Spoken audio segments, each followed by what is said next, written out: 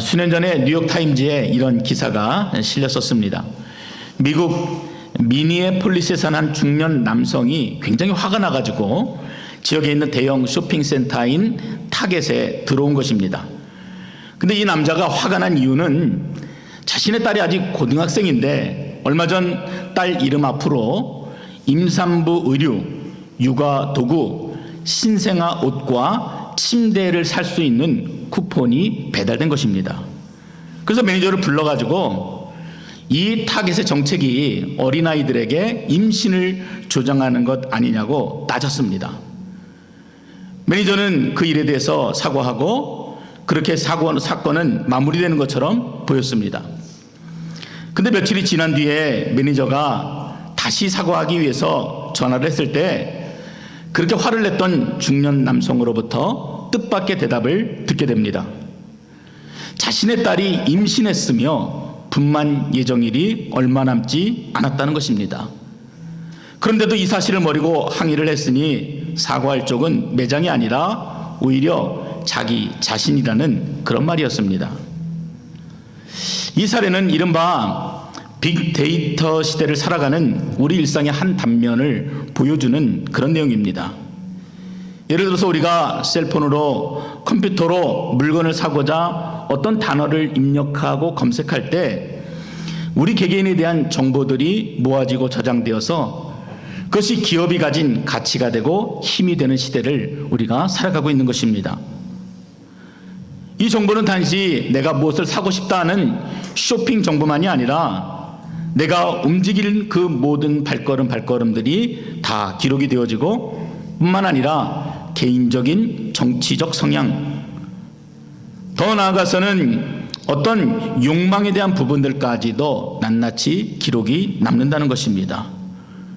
그래서 심지어는 나 자신보다도 내 주변에 있는 기업이, 그 정보를 가지고 있는 기업이 나를 더 잘 알고 있다는 말까지 나오고 있습니다. 저희는 지금 새생명 축제를 일주일 앞두고 있습니다. 제가 듣기로는 여러분들이 마지막까지 열심을 다해서 대상자들을 만나고 또 그들을 하나님께로 이끌기 위해서 수고하고 애쓰신다 들었습니다. 근데 제가 이런 기사를 읽으면서 그런 질문을 스스로에게 던져본 것입니다. 그래, 내가 나를 잘 알고 있는데 내가 전도하고자 하는 저 사람이 과연 나를 어떻게 볼까? 어떻게 생각할까? 여러분도 스스로에게 한번 질문해 보시기 바랍니다. 여러분이 태신자들을 만나고 또 그들을 교회로 이끌기 위해서 수고하고 계시는데 그들의 눈에 보여지는 여러분의 모습은 어떠하다고 생각하십니까? AD 200년경에 활동했던 신학자 터툴리아는 이렇게 전도했다고 합니다. 여러분, 예수 믿는 사람처럼 그렇게 서로 사랑하는 사람을 보신 적 있습니까?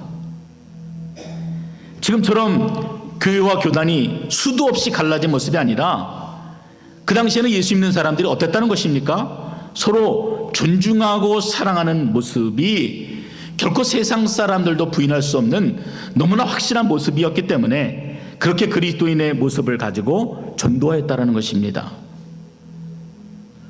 그것이 또한 사도행전에서 보게 되는 교회의 모습이고 그리스도인의 참 모습입니다. 오늘 본문은 바울 사도가 벨릭스 총독 앞에서 신문을 받는 장면입니다. 예루살렘의 대제사장들과 장로들이 더둘로라고 하는 이름의 변호사를 고용하여서 바울을 고발하였기 때문입니다. 근데 말이 변호사이지 바울의 죄목을 찾아서 재판에 넘기려는 검사의 역할을 이 더둘로가 하고 있습니다. 그런데 이 더둘로가 고소하는 그 억지 같은 죄목들을 살펴보면은 역설적으로 바울이 이 세상에서 어떤 사람으로 자신의 모습이 드러나고 있는가를 잘 보여줍니다. 오늘 우리는 이 재판석상에서의 바울의 모습을 통해서 내가 아는 나의 모습이 아니라 세상이 보고 있는 나의 모습이 어떠한가를 함께 깨닫고자 하는 것입니다. 더 정확히 말하면은 세상에 우리가 보여주어야 될 그리스도인의 모습은 과연 어떠한 모습인가를 함께 나누고자 합니다. 먼저 그리스도인은 전염병 같은 자가 되어야 합니다. 이게 무슨 말인가? 아마 그렇게 말씀하시는 분들이 계실 텐데 우리 5절을 한번 읽어보도록 하겠습니다. 같이 읽습니다. 우리가 보니 이 사람은 전염병 같은 자라 천하에 흩어진 유대인을 다 소유하게 하는 자여 나사렛 이단의 우두머리라. 이 바울을 고소하는데 이런 이유를 가지고 바울을 고소한 것입니다. 이 사람이 전염병 같은 자라고 말을 합니다. 조선시대 때부터 한국 사람들에게 공포를 주었던 말 중에 호환마마가 있습니다. 여러분 아마 기억하실 거예요. 호환은 호랑이에게 화를 당하는 것이고 마마는 천연두를 뜻합니다. 지금이야 백신이 있으니까 두려울 것이 없지만 예전에는 천연두가 걸렸다 하면은 2주를 버티지 못하고 사망했습니다. 겨우 낫더라도 얼굴에 흉한 곰보 자국이 남는 무서운 전염병이 바로 천연두였던 것입니다. 그런데 예수 믿는 자들이 이런 전염병 같은 자다라고 말하는 것은 바울이 전했던 그 복음의 능력이 어떠했는가를 단적으로 보여주는 내용입니다. 전염되는 것을 막을 수도 없고 예수 바이러스에 한번 걸리면은 치료 방법도 없는 그런 무서운 능력이 바울이 전했던 그 복음에 담겨져 있었던 것입니다. 그 뒤에 설명하는 내용은요, 이렇게 기록합니다. 천하에 흩어진 유대인을 다 소욕해 하는 자, 이렇게 말해서 유대인들에게 바울이 전한 복음이 얼마나 무시무시한 도전이 되었는가를 분명히 밝히고 있습니다. 결국 이런 전염에 두려움을 느낀 유대인들이 어떻게 하든지 구실을 잡아서 바울을 죽이고자 하는 그런 위협이 오늘 본문에 깔려 있습니다. 저는 우리가 전하는 복음에 이런 능력이 분명히 있음을 확신합니다. 복음의 진리는 단지 천당 가고 지옥 가는 것으로 끝나는 것이 아니라 그 사람을 변화시키고 결국 그 사회와 민족을 변화시키는 능력이 되는 것입니다. 그러므로 여러분들이 믿고 확신하는 일에 있어서 여러분 당당하시고 자부심을 가질 수 있기를 바랍니다. 좋은 법률이 훌륭한 정치가 세상을 바꿀 수 있었다면 이미 세상은 변화되었을 것입니다. 그러나 지금도 세계 곳곳에는 어리석어 보이는 복음을 들고 전염병 같은 자로 살아가는 수많은 사람들이 있습니다. 이런 자들을 통해서 세상이 변화되어지고 세상이 정결케 되어지는 것입니다. 사도행전의 이야기도 그래요. 그리스도인들은 비록 로마 제국에서 노예처럼 살았지만 자신들이 믿고 확신하는 예수 그리스도에 대해서는 그들이 분명한 확신을 가지고 있었던 것입니다.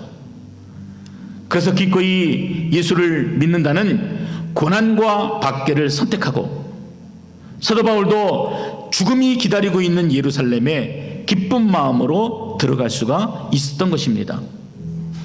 내가 복음을 부끄러워하지 아니하노니 이 복음은 모든 믿는 자에게 구원을 주시는 하나님의 능력이 됨이라.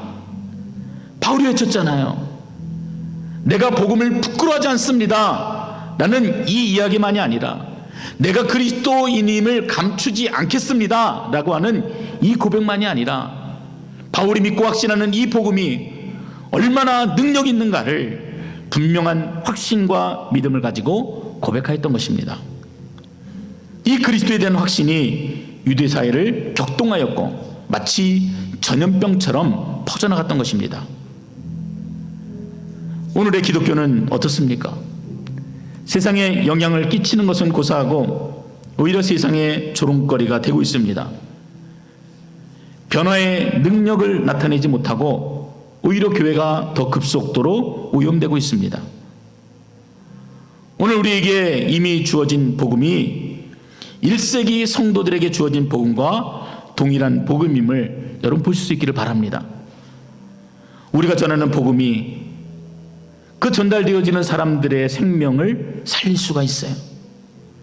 여러분, 이 확신을 가지고 있어야지만 복음의 능력이 나타나는 것입니다.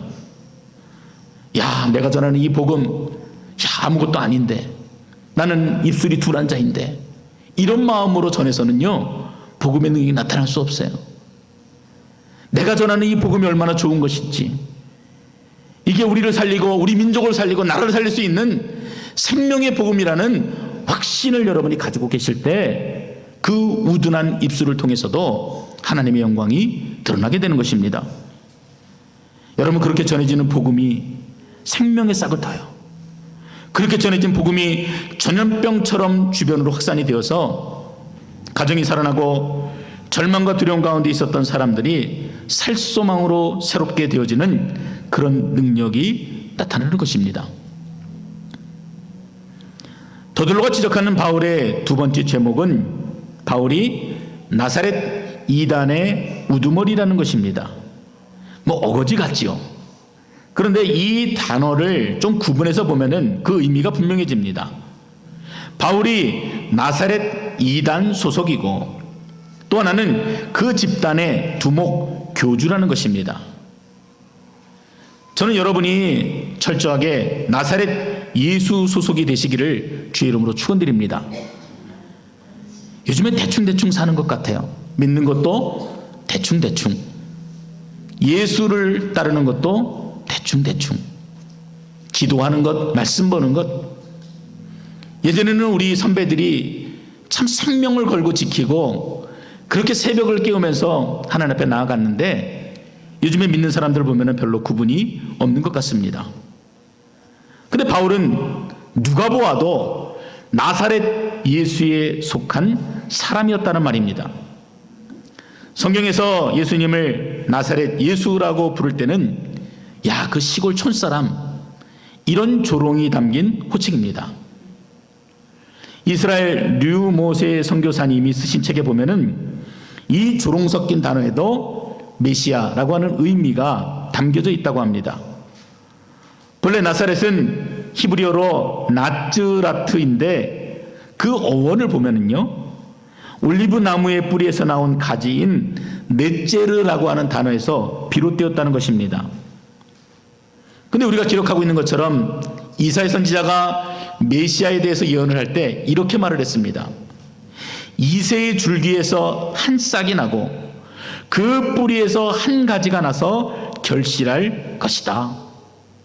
앞으로 장차 오실 메시아가 이러한 존재다라고 하는 것을 분명히 밝히고 있습니다. 이처럼 유대인들이 바울을 나사렛 예수의 우두머리로 지목한 것은 그만큼 그가 철저하게 나사렛 사람 그리스도 메시아만을 높이고 지독하리만큼 그리스도만을 증거하였던 사람이라는 것을 말하고 있는 것입니다. 사람들이 바울을 가리켜서 나사렛 이단의 우두머리라고 했던 말은 아마 요즘 말로 바꿔 말하면은 예수쟁이가 될 것입니다. 지난주에는 제가 여러분에게 BY라고 하는 가수를 소개했는데 아마 여러분한테는 양동근이라고 하는 탤런트가 더 가깝게 느껴지실 것입니다. 뭐 이분이 최근에는 힙합의 노래를 부르는 가수로도 굉장히 유명한데요. 그분의 노래 가사에도 이런 내용이 있습니다. 나는야 예수쟁이, 사람들이 내게 손가락질해도 상관없어. 나는 신경 안 써. 그것이 바로 내 정체성.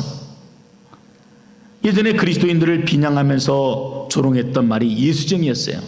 근데 이제는 더 분명한 그리스도인을 나타내는 정체성의 단어로 이 예수쟁이가 사용되어집니다. 예전에는 분명 멸시하는 말이었지만 이제는 진짜 예수를 믿고 따르는, 대충대충이 아니라 철저하게 예수님을 믿고 따르는 자들을 가리켜서 예수쟁이라 이렇게 말하는 것입니다. 사도행전 11장에 우리가 살펴본 것처럼 오히려 예수를 모르는 자들이 세상 사람들과는 다르게 철저하게 구별된 삶을 사는 그런 예수쟁이들을 가리켜서 그리스도인이라 그렇게 불렀습니다. 그런 의미에서 본다면은 예수쟁이는 온전히 예수께 속한 사람입니다. 예수밖에 모르는 사람이에요. 오직 예수로 살고 예수로 인해 죽는 그런 사람입니다. 예전에는 주변에 그런 분들이 많이 보였는데, 그렇게 철저하게 사는 그리스도인들이 많이 보였는데 요즘은 그렇지 않은 것 같아요. 성도는 그렇다 치더라도 목사들도 잘 드러나지 않습니다. 물론 철저하게 구별되고 헌신되신 분들을 폄하하려 하는 것은 아니지만, 어떤 분들과 대화를 나눠보면은요, 그분의 대화에서 예수의 향기를 전혀 맡을 수가 없습니다. 정치 이야기, 운동하는 이야기, 장수하는 이야기, 건강하는 이야기, 자녀들의 이야기, 여행하는 이야기, 내가 살아가는 이야기는 많은데 예수와 함께 사는 사람들의 예수 이야기를 들어볼 수가 없어요. 저 여러분의 모습이 예수를 잃어버린 그런 껍데기 같은 그리스도인들의 모습은 아닌지 우리가 한번 생각해 보아야 합니다. 갈라디아서 2장 20절의 말씀처럼 내가 그리스도와 함께 십자가에 못 박혔나니 그런즉 이제는 내가 사는 것이 아니요 오직 내 안에 예수가 드러나는 그런 삶을 살아야 하는 것입니다. 그래서 주변 사람들에게 야, 이 사람은 예수쟁이야, 예수에 미친 사람이야, 그렇게 낙인 찍힌 삶을 저와 여러분이 살아나가야 하는 것입니다. 여러분이 그런 예수쟁이로 낙인 찍히시기를 주의 이름으로 축원드립니다. 마지막으로 더들로가 지적하는 바울의 세 번째 제목은 성전을 더럽게 하는 자, 이런 제목을 가지고 바울을 고소했습니다. 여러분 6절을 한번 보십시오. 그가 또 성전을 더럽게 하려 함으로 우리가 잡았사오니. 바울은 이미 로마 시민권을 가진 자예요. 근데 이처럼 로마 시민권을 가진 바울을 넘어뜨리기 위해서는 그 사람이 유대인이건 이방인이건 그 누구도 피할 수 없는 죄목을 덮어씌워야 됩니다. 근데 그 죄목이 뭐예요? 성전 모독이었어요. 근데 재밌는 것은 바울이 어떻게 성전을 더럽혔는지에 대해서는 말하지 않습니다. 어거지예요. 그러나 사도행전 21장의 말씀을 유추해 보면은요, 그 내용을 조금 우리가 이해할 수 있습니다. 21장 28절 30절 말씀인데 여러분들에게 이해가 쉽도록 제가 세 번역으로 읽어드리겠습니다. 소리쳤다. 이스라엘 동포 여러분, 합세하여 주십시오. 이 자는 어디에서나 우리 민족과 율법과 이곳을 거슬러서 사람들을 가르칩니다. 더욱이 이 자는 그리스 사람을 성전에 데리고 들어와서 이 거룩한 곳을 더럽혀 놓았습니다. 이는 그들이 에베소 사람 드로비모가 바울과 함께 성내에 있는 것을 전에 보았으므로 바울이 그를 성전에 데리고 들어왔으리라고 생각하였기 때문이다. 그래서 온 도시가 소란해지고 백성들이 몰려들어서 바울을 잡아 성전 바깥으로 끌어내니 성전문이 곧 닫혔다.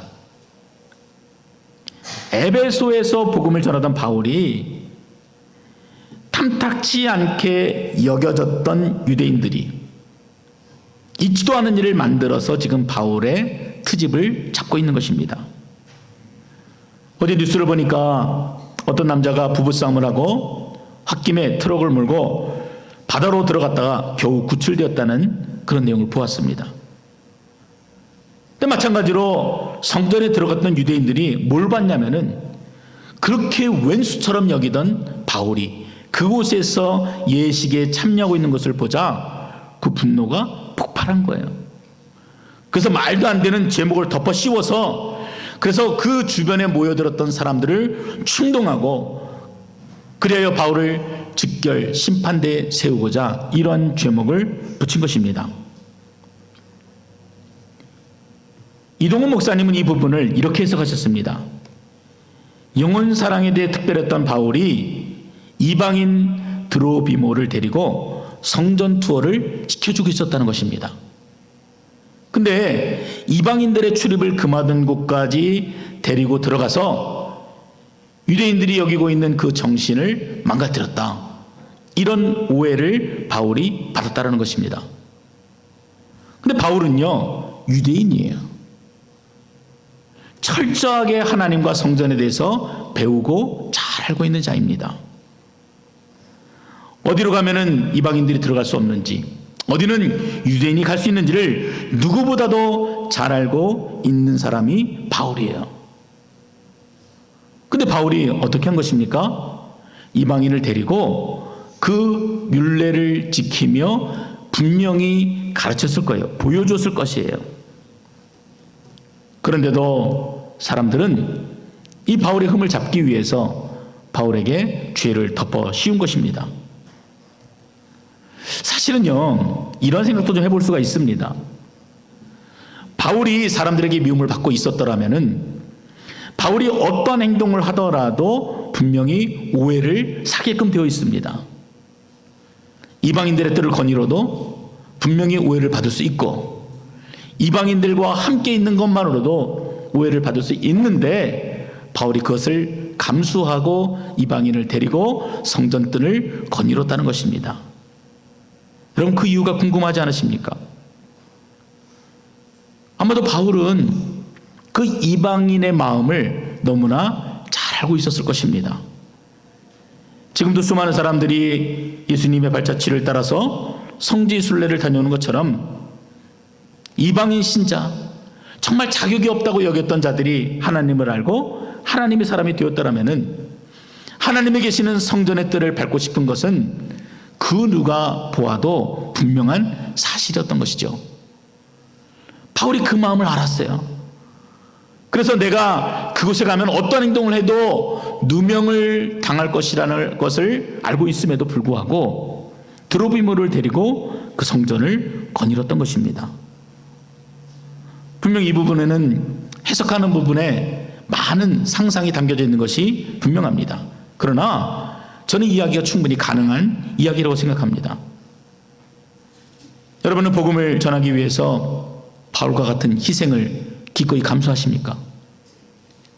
어떤 분은 새생명 주제를 위해서 자신의 대신자도 아닌데 먼 거리를 달려와서 식사를 대접하고 집에 있는 남편을 위해서 추가 주문까지 하셨다는 이야기도 들었습니다. 한 가정이 한 영혼이 죽게 돌아올 수 있다면 식사 대접 정도야 기꺼이 할 수 있지요. 그러나 바울은 이 일로 인해서 가이사라 감옥에서 2년, 다시 로마의 감옥에서 2년의 세월을 보내야 했습니다.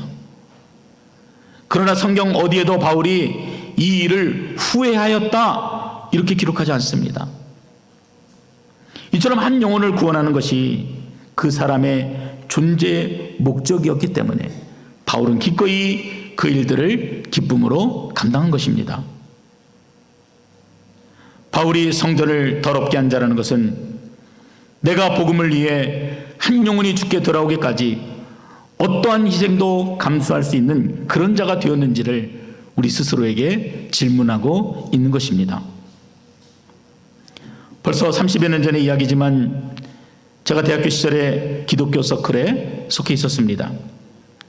한 번은 전도 집회를 기획하여서 진행하게 되었는데 당시에 가장 유명했던 복음성가 가수 최인혁 씨를 섭외했습니다. 그리고 학교에 대강당도 빌리고 악기와 음향까지 막대한 예산이 들어가는 전도 집회를 준비하였습니다. 집회가 있기까지 얼마나 많은 사람들이 물질적으로 또 기도로 애썼겠습니까? 정말 최선을 다해서 준비했던 것 같아요. 그리고 찬양 집회가 시작이 되었는데 예배가 마칠 무렵에 최인혁 씨께서 예수님을 나의 구주로 영접하실 분은 가슴에 손을 올려보십시오. 복음으로 초청을 하였습니다. 저도 그 무대에서 기타를 치고 있었기 때문에 자세히 볼 수가 있었는데 제가 아무리 눈을 씻고 둘러봐도 손을 가슴에 올리고 있는 사람은 저 구석에 있는 한 자매밖에 없었습니다. 김선미라고 하는 같은 과에 다니던 친구였는데 저는 이해할 수 없었어요. 그렇게 많은 예산과 노력 그리고 인력이 동원된 전도 집회에서 달랑 한 명의 추수를 거둔 것에 대해서 그 당시에는 이해할 수가 없었습니다. 속으로 어찌나 실망이 되든지 오랫동안 제 머릿속에서 지워지지 않았습니다. 그리고서 굉장히 오랜 시간이 지나고 제가 학생이 아니라 이제는 사역자의 자리에서 전도 집회를 준비하고 있었는데 어느 날 주님이 준비하고 있는 제 마음에 이렇게 마음을 주시는 것 같았습니다. 아들아, 온 인류가 아니라 내가 구원할 사람이 단 한 사람이라도 나는 기꺼이 십자가를 지었을 것이다. 주님, 그 사람이 저 한 사람이라도 그렇습니까? 그래. 그 사람이 너 하나이더라도 나는 너를 위해서 기꺼이 채찍에 맞았을 것이고 침뱉음을 당했을 것이고 너를 위해서 저주의 십자가에 달렸을 것이다. 그렇게 내 마음에 감동을 주시는 거예요. 한 영혼의 구원을 위한 사랑과 희생, 그 절정이 바로 십자가 사건임을 깨닫게 된 것입니다. 주님은 오늘 우리에게 묻습니다. 너는 나를 위해 기꺼이 희생을 감수할 수 있느냐? 아들아, 딸아, 내가 너를 사랑한 것처럼, 그래서 아낌없이 내 생명을 주었던 것처럼 너는 내가 사랑하는 한 영혼을 위해 기꺼이 오해와 손해를 감수할 수 있느냐? 물어보십니다. 바울을 성전을 더럽히는 자라 모함하던 수많은 군중들이 결국은 바울을 성전 밖으로 끌고 나가서 때리기 시작했습니다. 천부장이 군대를 동원해서야 겨우 멈출 수 있었다고 그렇게 기록합니다. 바울은 충분히 예측할 수 있었지만 복음을 위해서 피하지도 않았고 기꺼이 고난의 자리로 나간 것입니다. 세세미 숙제를 한 주 남겨놓은 우리가 바울 사도처럼 한 영혼을 위한 마음으로 희생하기를 기꺼이 감당한다면 그 자리가 사도행전의 29장, 30장이 될 줄로 저는 분명히 믿습니다. 몇 명의 영혼이 죽게 돌아오게 될지 아무도 모르죠. 설령 한 영혼도 추수하지 못한다 하더라도 그 마음으로부터 진짜 베들교회가 그리스도인이 되는 것입니다. 여러분, 겉모습만이 아니라 진짜 예수쟁이가 되시기 바랍니다. 그리하여 희생과 수고를 무릅쓰고라도 복음을 전염시키는 전염병을 옮기는 자가 되실 수 있기를 바랍니다. 죽어가는 영혼을 살리는 복음의 도구가 되셔서 우리 인생이 하나님 앞에 올라가게 될 때에 잘했다 사랑하는 종아 칭찬받을 수 있는 저와 여러분이 될 수 있기를 주님의 이름으로 축원드립니다.